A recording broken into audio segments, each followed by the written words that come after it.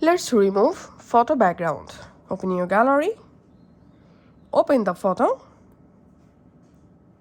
Here, just long press on your photo subject. So my photo subject is this bike.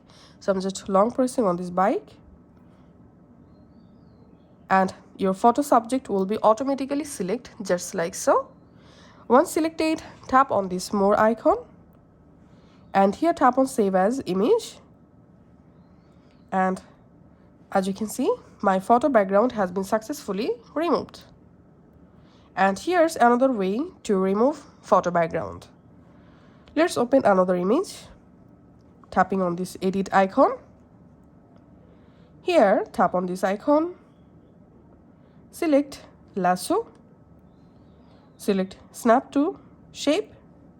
And now go ahead and just select your image subject just like so.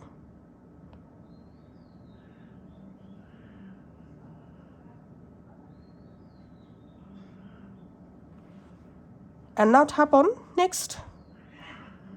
Tap on done. Tap on save. Save. And that's it. As you can see, I've successfully removed this photo background.